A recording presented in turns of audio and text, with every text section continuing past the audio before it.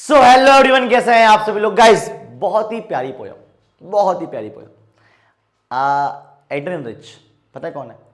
दुनिया की top most लेखिका जिन्होंने महिलाओं के बारे में बहुत कुछ लिखा है। ये पोयम एक महिला और उनके जैसी ना जाने लाखों करोड़ों महिलाओं का दर्द कहती है। एंड जेनिफर स्टाइगर मेरे दिल के बहुत करीब पोयम, बहुत ज्यादा करीब है। आपके भी है? नहीं है तो अब हो जाएगी, ठीक है। तो आइए स्टार्ट करते हैं। And Jennifer Steiger by by by Adrian Rich, ठीक है जी। लेकिन उससे पहले थोड़ा सा मेरे बारे में बता दें तो भैया, मेरा नाम राहुल द्विवेदी है। मुझे आप लोग तो इंग्लिश गुरु जी कहते हो। मैंने बीए एमए मतलब एमए बीए बीएड कर रखा है फ्रॉम हिंदू कॉलेज, मतलब बीए कर रखा है फ्रॉम हिंदू कॉलेज, है ना, दिल्ली यूनिवर्सिटी नॉर्थ कैंपस। मैं एक ऑथर हूँ, यूट्यूबर हूँ, करियर काउंसलर हूँ, मोटिवेशनल स्पीकर हूँ, ठीक है। इसके अलावा मुझे 5 साल से पढ़ाने का एक्सपीरियंस है। मैं हमेशा एक बात बोलता हूँ, क्या I am a teacher by heart and teaching with lots of love. तो आइए इन्हीं लव के साथ स्टार्ट करते हैं। बहुत ही लवली पोएम जिसका नाम है एंड जेनिफर स्टाइगर। तो क्या बोला क्या भैया, कहानी की स्टार्ट होती है इस यहां से कि एंड जेनिफर स्टाइगर प्रेंस मीन्स होता है कूदना, प्रेंस मीन्स कूदना, कि एंड जेनिफर टाइगर जो है कूद रही है अक्रॉस स्क्रीन, पर्दे पर, ठीक है। ब्राइट है, चमकीली है। चमकीली क्या है उसकी, क्या है चमकीली? Topaz. Topaz in the sense dark yellow. जिस कलर से मैं लिख रहा हूं उसी को बोलते हैं topaz colour. Basically tiger colour is called topaz colour. Tiger colour is called topaz colour. तो भैया बहुत ही चमकीला है। उसका कलर कैसा? उसका कलर है टोपैज। डेनिजन्स मतलब होता है निवासी या मालिक। मालिक भी हो सकता है और निवासी भी हो सकता है। Of a world of green, हरी दुनिया का। मतलब इस पेन को छोड़ देते हैं, इसको ऐसे कर लेते हैं, इसको ऐसे कर लेते हैं, इसको ऐसे कर लेते हैं। हाँ, अब मेरी बात सुनो। एंड जेनिफर टाइगर बना रही हैं। मुझे लगा आंट जेनिफर टाइगर, ओहो आंटी के पास टाइगर है। ना ना ना, प्रिंस अक्रॉस स्क्रीन, पर्दे पर उछल कूद कर रहे हैं। इन द सेंस पर्दे पे है। उन्होंने बनाया है। किससे बनाया? हाथ से बनाया, एम्ब्रॉयडरी की है। तो आंट जेनिफर का टाइगर जो है वो पर्दे पर उछल कूद कर रहा है। अब पर्दे पर कैसे उछल कूद कर रहा है? 3D बनाइए क्या? नहीं, जैसे मान लो यार लेट्स टेक अ सेल्फी, ठीक है यार, चलो मेरी फोटो खींचो, एक मेरी फोटो खींचो। अब क्या लग रहा है भाग रहा हूं मैं, बाल अच्छे कर लो। हाँ, तो ये क्या है? ये दिखा रहा है कि भैया उन्होंने टाइगर इस तरीके से बनाया है तो वो लग रहा है उछल कूद कर रहे हैं, और टाइगर से टाइगर नहीं है। तो आंट जेनिफर्स के टाइगर पर्दे पर उछल कूद कर रहे हैं। क्या है भैया? चमकीले हैं बहुत। चमकीला क्या है? उनका कलर, मतलब बहुत शाइन मार रहे हैं वो, ब्राइट टोपैज। उनका कलर जो है वो बहुत ब्राइट है। रेडिसेंस कहाँ है भैया? वो तो निवासी हैं, मालिक है कहाँ के? Of a world of green. World of green का मतलब क्या है? फॉरेस्ट। तो फॉरेस्ट के वो मालिक है। कौन सा फॉरेस्ट भैया? तो मान लेते हैं कि वो जो पर्दा उन्होंने बनाया है वो हरे कलर का होगा, या मान लेते हैं उस पर्दे में उन्होंने हरियाली बना रखी होगी, जंगल बना रखे होंगे। तो उस जंगल का क्या है? वो उस जंगल का निवासी है। मतलब होता है ना दिमाग में कि आंट जेनिफर टाइगर को इमेजिन करो, ठीक है। क्या कर रहा है? वो कूद रहा है। अच्छा, कहाँ कूद रहा है? तो भैया जंगल में कूद रहा है ना सर। कहाँ लिखा है जंगल में कूद रहा है? तो रहा वर्ल्ड ऑफ ग्रीन, सारी दुनिया के निवासी है। अच्छा, अकेला है? अरे अकेला हो या ना हो कोई फर्क नहीं पड़ता। क्यों? क्योंकि they do not fear the man beneath, मतलब होता है नीचे, beneath the tree. They do not fear the man beneath the tree, कि भैया उसको कोई फियर नहीं है उस इंसान से जो पेड़ के नीचे बैठा हुआ है। अब इसका क्या मतलब हुआ? उसको कोई फियर नहीं उस इंसान से जो पेड़ के नीचे बैठा हुआ है। इसका क्या मतलब हुआ? इसका मतलब बिल्कुल सिंपल है यार। देखो, आंट जेनिफर ने एक टाइगर बनाया, यहां पे शिकारी बैठा होगा एक, ये टाइगर होगा, मान लेते हैं मेरी ड्राइंग बहुत गंदी है ना। तो जो पेड़ के नीचे जो बैठा हुआ है ना आदमी, उसको कोई फियर, मतलब उस आदमी से उस टाइगर को कोई फियर नहीं है। मतलब दुनिया जहां से उसको कोई फियर नहीं है। अब यहाँ पे मैन बीनीथ द ट्री का मतलब क्या है? शिकारी लोग जो शिकार करते हैं, इन लोगों का कोई फियर नहीं है। भाई बाहर में जाओ, बाहर में जाओ, टाइगर इतना पावरफुल है। क्या बोला? क्या? डू नॉट फियर, उसको कोई फियर नहीं है। किससे? उस आदमी से जो पेड़ के नीचे बैठा हुआ है। द पेस, पेस मीन्स क्या होता है? पेस मीन्स होता है स्पीड। क्या होता है बालको? Pace means speed. तो जो उसकी स्पीड है वो क्या है? Sleek chivalric certainty. क्या मतलब बना स्लीक शिवेरिक सर्टेनिटी का मतलब? सर्टेनिटी का मतलब होता है निश्चित। Sleek chivalric, proud, unafraid. तो भैया आप लोगों ने बाहुबली, पुष्पा ने जाने कितनी केजीएफ ने जाने कितनी मूवीज देखी होंगी, सब में जो है जो एटीट्यूड है चलने का वो अलग ही लेवल का है, अलग ही लेवल का है। कि ओए सामने मत आ जाना। तो वही सेम चीज है, दे पेस। अब दे क्यों यूज कर रखा है, क्योंकि भैया टाइगर्स है, एक नहीं है बहुत सारे हैं, तो दे पेस, उनकी स्पीड निश्चित ही कैसी लग रही है, प्राउडली एंड अनअफ्रेडली। भैया जब वो चल रहे हैं ना तो डर नहीं लग रहा किसी से भी, समझ रहे हो, डर नहीं लगा किसी से भी। कहा समझते हो जंगल के राजा को, तो क्या बोल रखा है, the pace in sleek chivalric certainty, कि उसकी स्पीड निश्चित ही बहुत बहादुरी और बहुत ही पराक्रमी से भरी हुई है। बोलो क्लियर, लाइक बना, लाइक दबा दो, उसका क्लियर हो जाएगा। क्या चीज है भैया, कि आन जेनिफर टाइगर पर्दे पर उछल कूद कर रहा है, उसका कलर बहुत ब्राइट है, वो निवासी है सारी दुनिया का, उसको कोई फियर नहीं है, उस आदमी से जो पेड़ के नीचे बैठा हुआ है, उसकी स्पीड निश्चित ही बहादुरी और पराक्रमी रूप से भरी हुई है। आई गेस आपको क्लियर होगा। आगे बढ़ते हैं बाल को।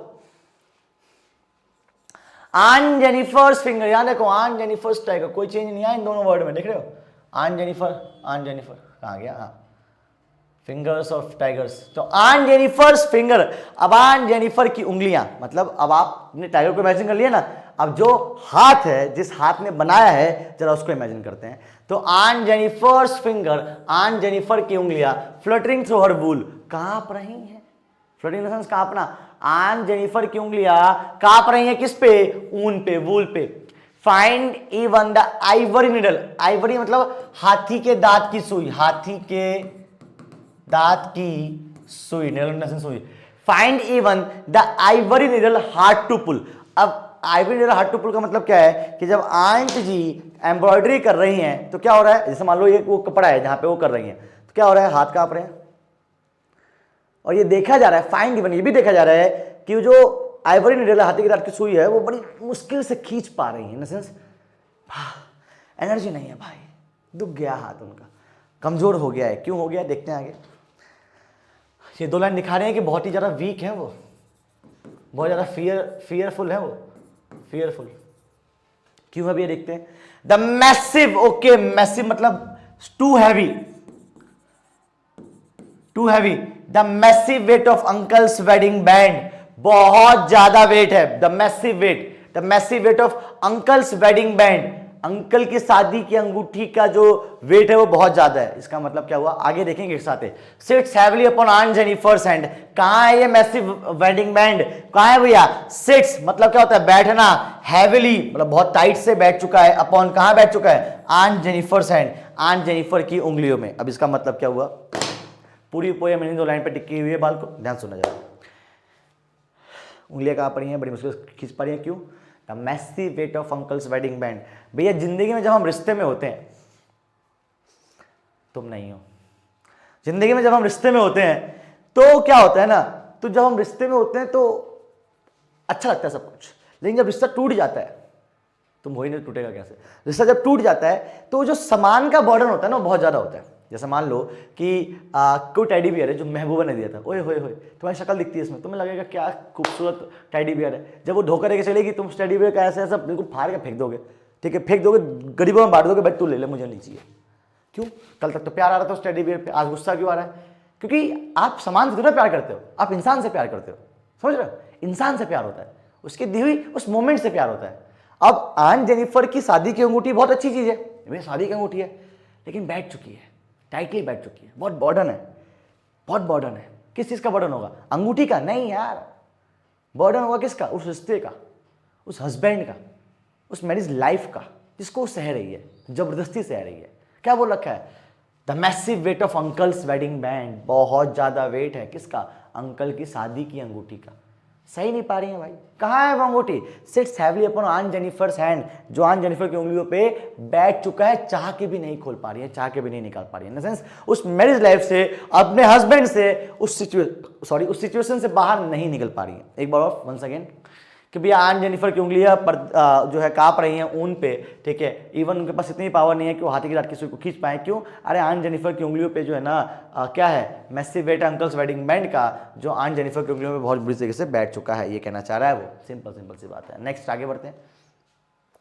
व्हेन आंट इज डेड, जब आंट मर जाएंगी, चलो याद करो महात्मा गांधी जी को, चलो चलो चलो जल्दी याद करो, महात्मा गांधी जी को याद करो, ठीक है, अब भगत सिंह को याद करो, सुभाष चंद्र बोस को याद करो, मोदी जी को याद करो, अलग अलग लीडर्स को याद करो। जब मैंने आप लोगों को बोला इनको याद करो तो उनकी काम याद आते हैं, शक्ल तो याद आती है, काम भी याद आता है। सेम उसी तरीके से मैं कह रहा हूँ आंट को याद करो, आंटी को याद करो, उनका चेहरा कैसा था, बाल कैसे थे? तुम कहोगे सर चेहरा ऐसा था वैसा था, सब गलत हो। ना चेहरे की बात की है ना बाल की बात की है, किसकी बात की है? हाथ की बात की है। हाथ कैसे थे? चलो, कांपते हुए थे, है ना। आज से 20 साल बाद आंटी के हाथ कैसे होंगे? कांपते हुए होंगे। 40 साल बाद कैसे होंगे? कांपते हुए होंगे। 100 साल बाद मर जाएंगी, लेकिन याद कैसे करोगे? कांपते हुए हाथ होगा। यही है, ऐसे ही करो ना। हर वक्त जब भी आप आंटी जी को याद करोगे, आज से 20 साल बाद जब तुम ये पोयम याद करोगे, तो क्या याद आएगा? एंड जेनिफर का वो कांपता हुआ हाथ। क्या बोल रखा है? व्हेन आंट इज डेड, जब आंट मर गई हैं, मर जाएंगी, her terrified hand will lie, lie मतलब पड़े होना, उनके वो घबराते हुए हाथ पड़े होंगे। कहां पड़े होंगे? Still ring with ordeals. Ordeals मतलब अग्नि परीक्षा में। अब अग्नि परीक्षा, अग्नि में नहीं हाथ है, परीक्षा मतलब अग्नि परीक्षा हार्ड टास्क। मरने के बाद कौन सा हार्ड टास्क? अरे याद तो करोगे ना। सी वॉज मास्टर्ड बाय, जिसमें वो मास्टर थी। मतलब क्या हुआ कि जब आंट मर जाएंगी, आंटी के मरने के बाद भी आप किससे याद करोगे? कि भैया आंट जो थी यार बहुत स्ट्रगल करती थी। व्हेन आंट इज डेड, जब आंट मर जाएंगी, हर टेरिफाइड हैंड, उनके वो कांपते हुए हाथ, विल लाई पड़े होंगे। कहां पड़े होंगे भैया? स्टिल रिंग विथ ऑडिल्स, अग्नि परीक्षाओं में पड़े होंगे। सी वॉज मास्टर्ड बाय, जिसमें वो मास्टर थी। और जो, ठीक है यहां तक क्लियर होगा। लेकिन अब टाइगर को याद करो, करो करो। लेकिन जो टाइगर इन द पैनल, जो टाइगर उन्होंने पैनल बनाया था, दैट शी मेड, जो बनाया था, विल गो ऑन, वो जाएगा, प्रेंसिंग, उछल कूद करेगा, प्राउडली करेगा, एंड अनअफ्रेडली करेगा, बिना घबराए हुए, बिना कुछ भी करे हुए, मतलब बिना फियरलेस, मतलब फियरफुल, वो जो है कूदता रहेगा, भागता रहेगा। तो क्या बोलना चाह रहा है कि देखो, पहला पैराग्राफ टाइगर, दूसरा पैराग्राफ आंटी, तीसरा पैराग्राफ इमेजिनेशन। पहला पैराग्राफ में टाइगर क्या बहुत पावरफुल है, दूसरा पैराग्राफ में आंटी क्या बहुत कमजोर है, तीसरे पैराग्राफ में दोनों है। तो जब तुम आंटी को याद करोगे तो कैसे याद करोगे? अग्नि परीक्षा। लेकिन तुम टाइगर को याद करोगे तो कैसे याद करोगे? कि भैया वो तो उछल कूद करता रहा है, जो टाइगर बनाया गया पैनल पे, विल गो ऑन, वो तो चलता रहेगा भैया। कहां चलता रहेगा? वही उछल कूद करता रहेगा, वही प्राउडली रहेगा, और वही अनअफ्रेडली रहेगा। Simple simple, as simple as that. बोलो क्लियर? तो कितनी प्यारी पोयम थी, बहुत जल्दी भी हो गई। ठीक है, दैट्स इट बालको। आइए कुछ आंसर देख लेते हैं इसके। How do denizens and Shivaric act to understand the tiger's attitude? Same चीज है भैया। all beasts of prey, beasts of prey in the sense वही जंगली जानवर। ठीक है, the tigers are the denizens of forest, tiger जो है निवासी है, मालिक है उस फॉरेस्ट का। They live far from the human sentimental, वो ह्यूमन सेंटिमेंट से बहुत दूर रहता है। ठीक है, they are called Shivaric, उसको शिवैरिक कहा गया है। ठीक है, this indicate the majesty and honorable position that they occupy in the world of forest के भैया एनिमल्स की जिंदगी में जो है वो भैया मैजेस्टी है, ऑनरेबल है।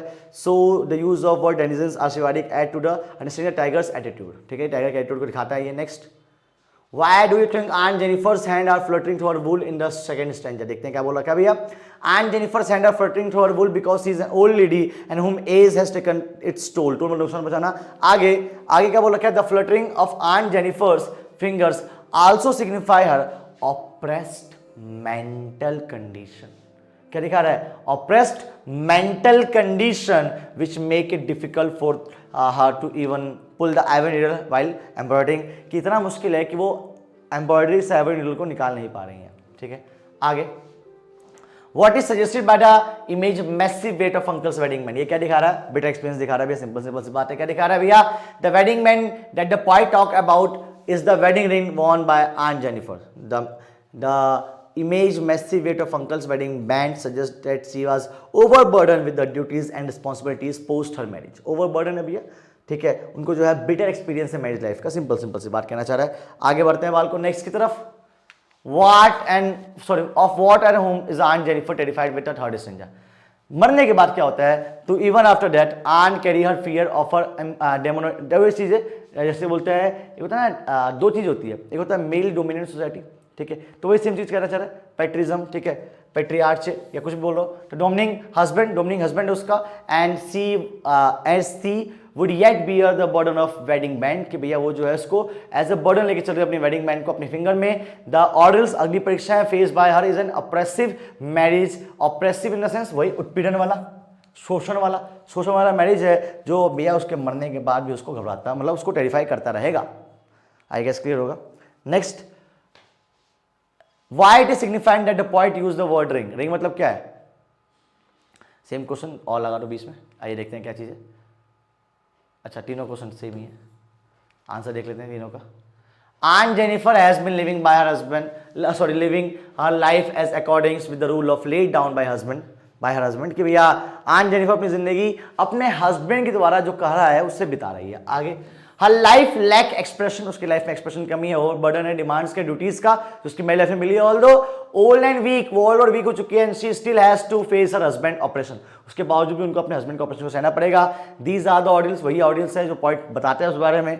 आगे पॉइंट कहता है क्या, the use of word ring in the poem is signified appropriate because is correctly represent the vicious circle. ये विशियस सर्कल आपने कहां पढ़ा होगा, आपने लॉ स्प्रिंग में ही पढ़ा होगा। वो विशियस सर्कल में जो सोसाइटी के नॉर्म्स ने बनाया है, सोसाइटी के ड्यूटीज ने बनाया है, from which aunt Jennifer is unable to free herself, जहां से आन जेनिफर अपने आप को फ्री नहीं कर सकती हैं। The word ring not only indicate that she is wearing her wedding ring, but also that she is bonded by the responsibilities, fear and oppressed by her marriage life, entire life। वही same चीज है भैया कि मरने और मरने के बावजूद भी जो है, मरने के बाद भी जो है वही ऑपरेशन वो सहती रहेंगी। ठीक है जी, और आप इस तरीके से पढ़ते रहेंगे बाल को। The great India learning festival, India क्यों लगाया इसमें, इंडिया तो है ही नहीं, फिर भी इंडिया की तो बच्चों के लिए हो रहा है क्या भैया। द ग्रेट लर्निंग फेस्टिवल आ चुका है आपका 1 मई टू 3 मई, 1 मई टू 3 मई भैया। क्या ये Unacademy subscription is now free. Sir क्या बात कर रहे हो, हैं क्या बात कर रहे हो? जी हाँ, बिल्कुल सही सुना आप लोगों ने। 7 दिन का फ्री ट्रायल होता है ना कि भैया पहले इस्तेमाल करो फिर विश्वास करो। ये क्या है भैया कि आप हमारी जो है 7 दिन तक फ्री लाइव सेशन ले सकते हो किसी भी टीचर का, और आपको अच्छा लगे तो आप उसको कंटिन्यू कीजिए। ठीक है, ये सिर्फ किस लिए किया हमने, ताकि आप पढ़ना स्टार्ट कर सकें। ठीक है, तो वही सेम चीज भैया कि ये इंडिया का ग्रेटेस्ट लर्निंग फेस्टिवल है, सिर्फ 1 से 3 तारीख तक है। जाइए ट्रायल लीजिए 7 दिन का, और उसके बाद जो है आपको अच्छा लगे तो कंटिन्यू कीजिएगा। इन्हीं शब्दों के साथ जो है मैं आपको बोलूंगा थैंक यू सो मच। और प्लस कोर्स के आपके बहुत बहुत बहुत सारे फायदे हैं भैया, लो उस फायदों का मजा लो यार। ठीक है जी, तो मिलते हैं आप लोगों से नेक्स्ट क्लास में, तब तक के लिए जय हिंद जय भारत गाइस, बाय बाय। और हाँ, चैनल पर अगर नए हो तो सब्सक्राइब कर दो, लाइक कर दो यार, और क्या चाहिए। ठीक है जी, चलिए जी, bye bye, take care, bye.